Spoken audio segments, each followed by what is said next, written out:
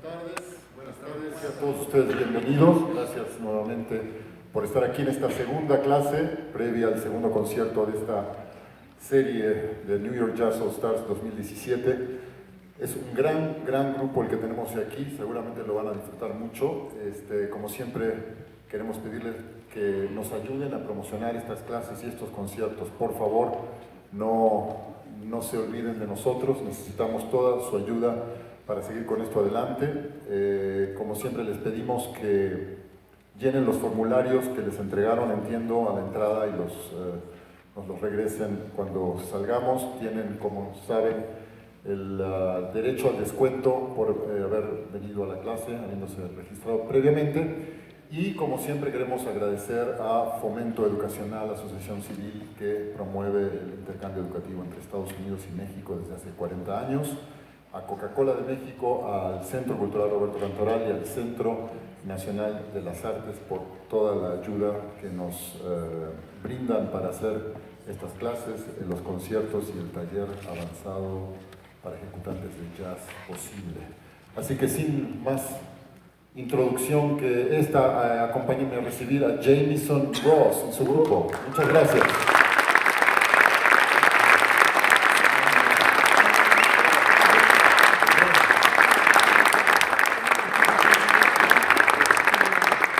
Hola. Yeah, hello. It's good to be here in Mexico City. Feels comfortable, you know. The weather's beautiful. And it puts smiles on our faces. So, I'm Jamison Ross. This is Shea Pierre on the piano.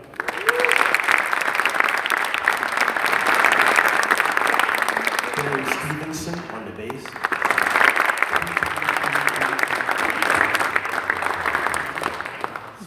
Yeah. Rick Lollar on the guitar.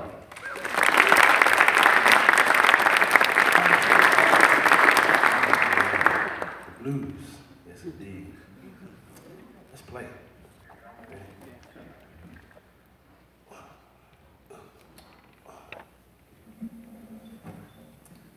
This tune is called Set Us Free.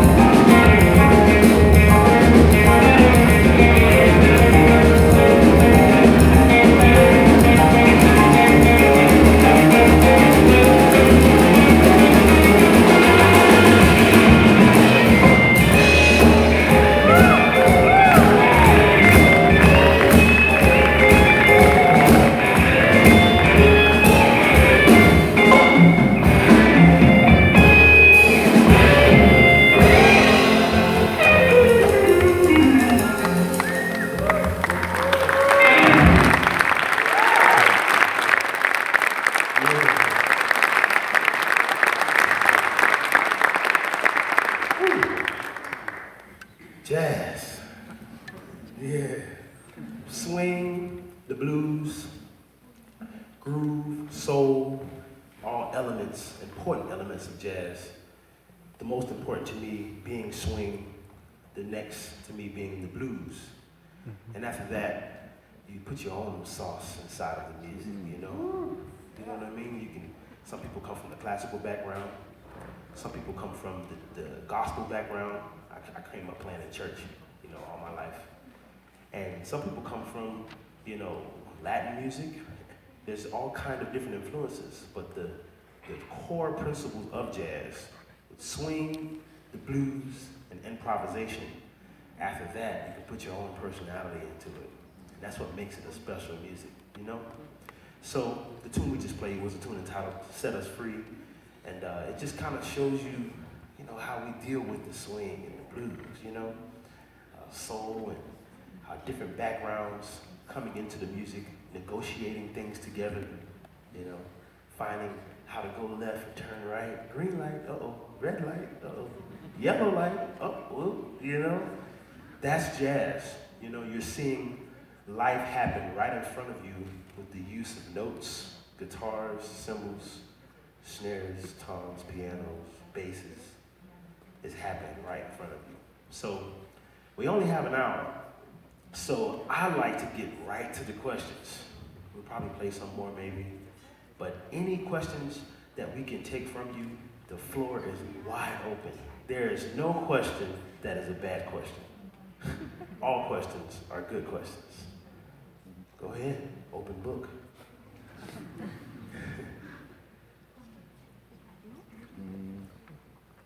man, there we go. What's your name? Yeah. Hi. Hello? Well, I want to ask you about your musicality in the drums, how to develop that sound, that very clear, and the ideas that you develop on the different orchestration on the drum set. That's a great question. That's a phenomenal question. For me, it starts with the lineage, the long lineage of jazz, the long lineage of the drums as well as the jazz history in general. I'm a big fan of the tradition, shall we say, you know, even the beginning of jazz before there was a hi-hat for all of my drummers on Batería. Before there was a hi-hat, they would march with the drums, you know? So march meaning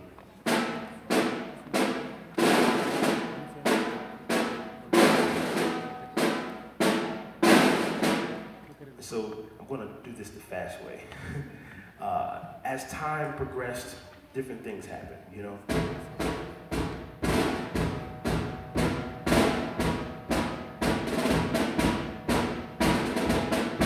Very rudimental, classical in nature, you know, the basics, the beginning and the inception of the drum, especially in jazz.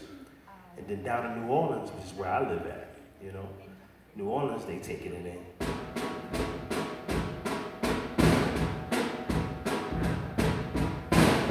So I'm showing you the lineage, right? So then the hi-hat comes in.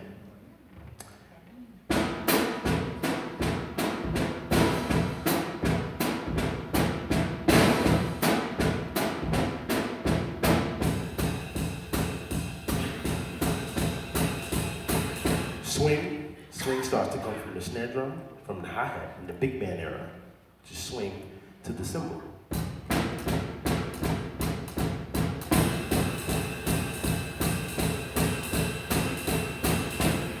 For me, the way I access clarity is by understanding the entire lineage of the drums. So I'm aware of how much I can do, you know? So I can say,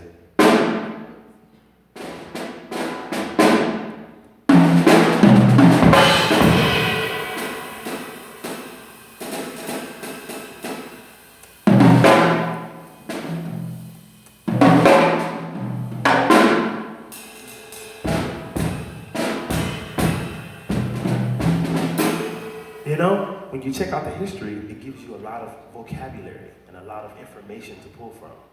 It immediately clears up your sound because you can't just, you know.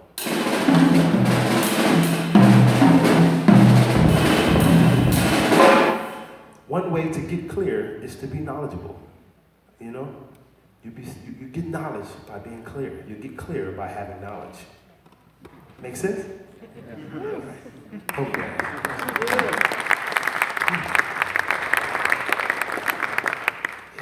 More questions? And all of these guys are open for questions too, you know?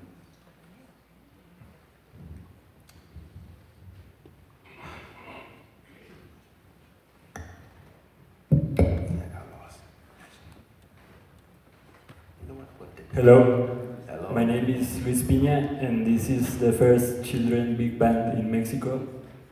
And I wanted to ask you guys, what would you recommend to these young musicians in terms of what music to listen to, or maybe how to get more into jazz language since these kids are just starting?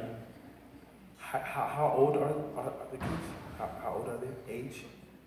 The age is between 11 and 21 years old. I love this. Barry, you want to answer this?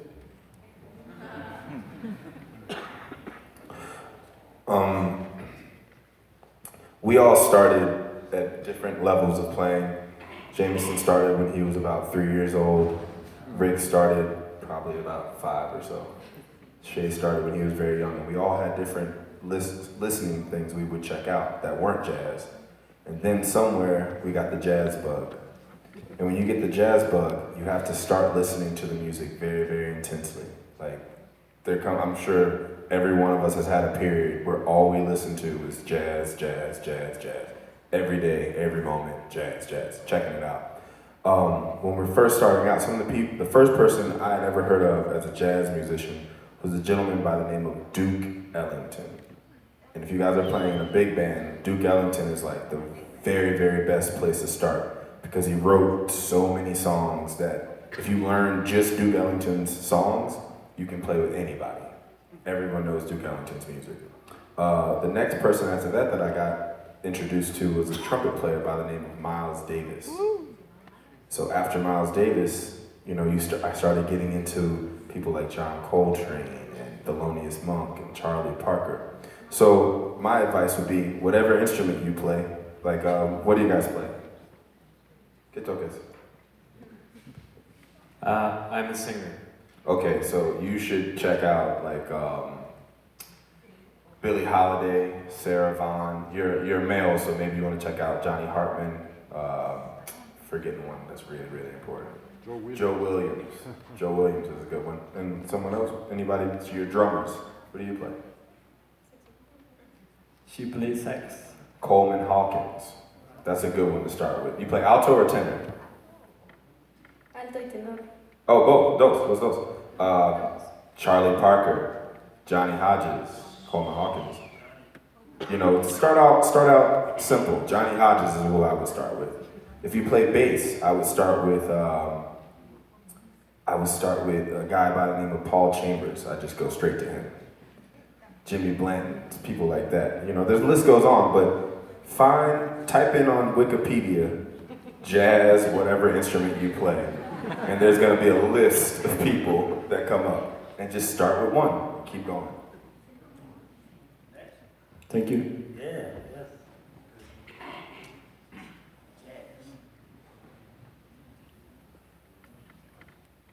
Hola, Jamison. My name is Adrian. I made the interview with you last Thursday. It was a good conversation. I like that. That was fun. I'm very happy to be here, and I would like to ask you again about your singing, your voice.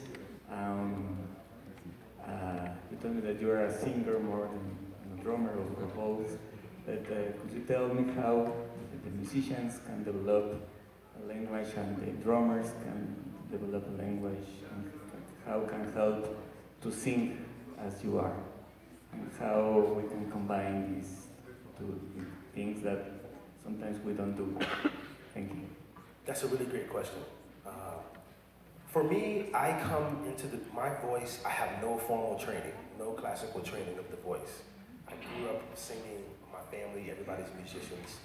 And in church, you just did everything. You played, you know, if you needed to play the bass, you pick up the bass and play it. If you needed to play the drums, you pick up the drums, you know.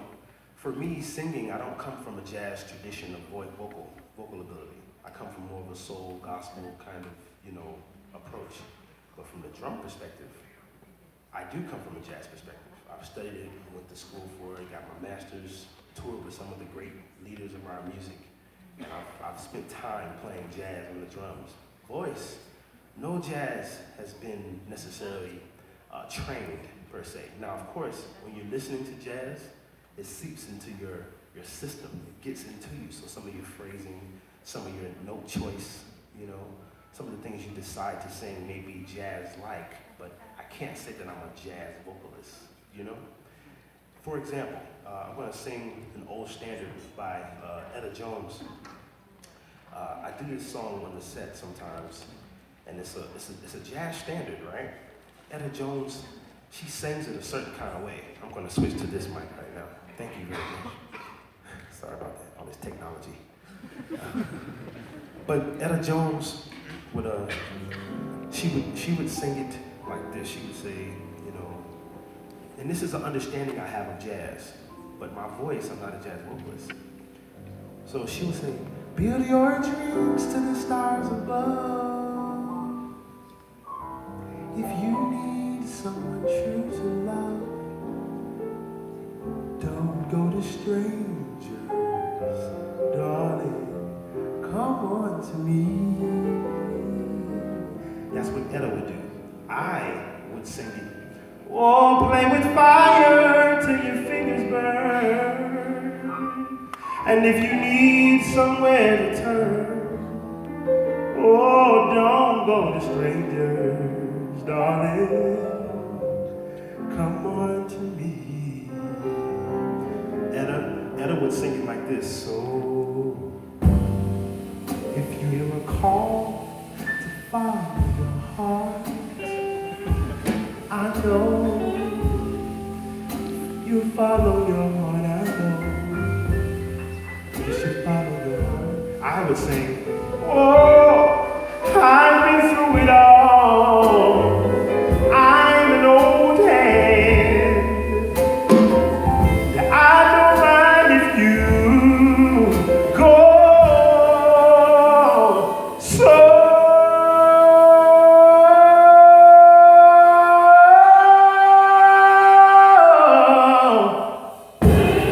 make your mark for your friends, and for your friends to see. You know, you get what I'm saying? So for me,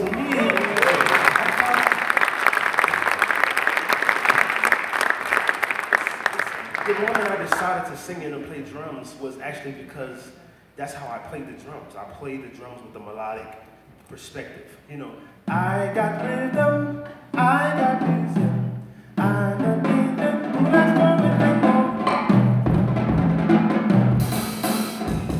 Now I had the gift of singing, but when I started to sit at the drums and do day do do day, do day day do do day day,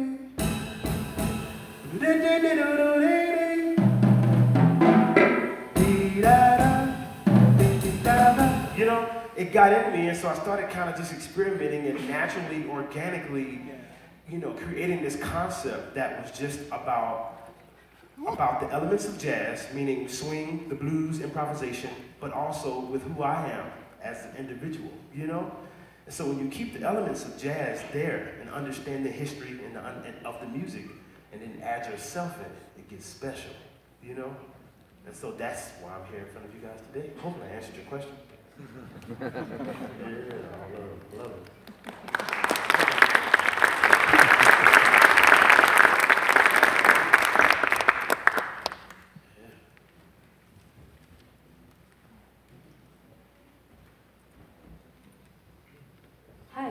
I'm Priscilla, and I want to know what's your view of the Mexican jazz from an external perspective, and what do you think is the thing that we should do to that thing that we haven't explored? Like you say, if you do this, you could be greater than you are, because I think that's jazz in Mexico is an area it's underrated. And what's your external view?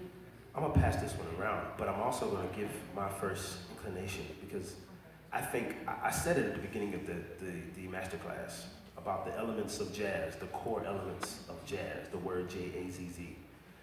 There's a lot of controversy about jazz, and even in the United States, there's a lot of different perspectives on what jazz is. And that's okay, there's nothing bad about it, because there's a lot of music, you know? But when you talk about the inception of the music and the origin of the music, what is there is swing, the blues, and improvisation. Those three are there. So to learn those three, to understand the core beliefs of swing, you have to understand a little bit more about the history, you know what I mean? So to me, I think it's not just in Mexico, it's actually everywhere. It's actually, we deal with it in the States amongst ourselves. There's jazz musicians who don't know the history, you know? You have great people like Wynton Marsalis who have been a flagship, kind of a leader about holding on to the tradition.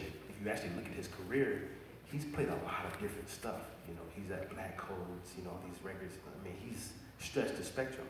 But now he's decided to stick his foot in the roots of the music in order to preserve it, because no one wants to go back and check out the history of the music.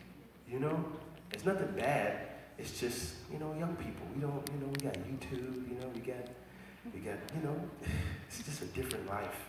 And so that's why when in Jazz at Lincoln Center they have this kind of these forks in the ground to uphold the music and the tradition and preserve it so that we can remember what jazz is.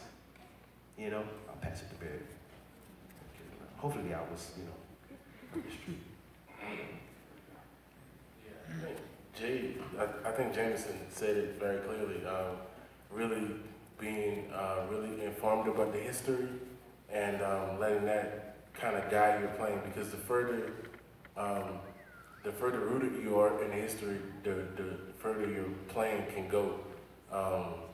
For me, as an example, as a pianist, checking out people like Nat King Cole, say Duke Ellington, and really getting into who those people were as artists has informed my playing, and now I'm able to take the things that they were doing and kind of interpret it in sort of well, I don't want to say like a modern perspective, but just kind of do it from my perspective, but really having a clear understanding of what those cats did, because those cats had to do the same thing. Those you know, people like Duke Ellington had people that he had to check out.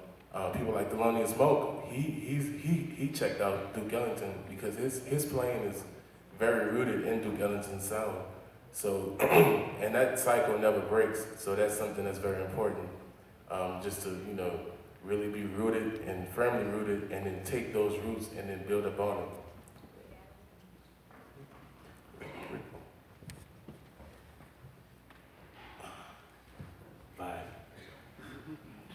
Jamison just said a word that we say a lot, which is vibe. Yeah, so you asked about Mexican jazz and what could be done to bring up its status, I guess, or make it more relevant.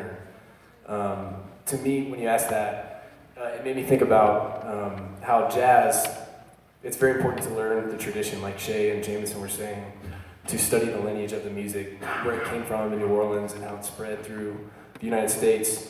But really what it is now, you know, now that we all have access to all the music in the world, in the history of the world, you know, on your phone, in your pocket all the time, it's important to realize that once you do that work of, you know, learning to speak the jazz language, to bring your own element into it. And all of us have done that with our various influences outside of jazz. I know Jamison's coming from a church gospel music background, you know, Barry listened to punk rock, you know, we all listen to different kinds of music. I listen to blues and, you know, rock and roll, southern rock. And that's kind of my angle into jazz. And I think when you add elements into it, you make it healthier and you make it stronger and you make it more relevant. So there's no reason, in fact, it should be encouraged. Whatever music you heard growing up and whatever folk music in Mexico appeals to you, don't shy away from that and bring it in. Find a way to have a dialogue with that and with the jazz tradition, which is important, but you shouldn't look at it, you shouldn't put it so far on a pedestal that you're afraid to play jazz, like some people do that. So just like learn it and then forget it and then put in your passion, you know.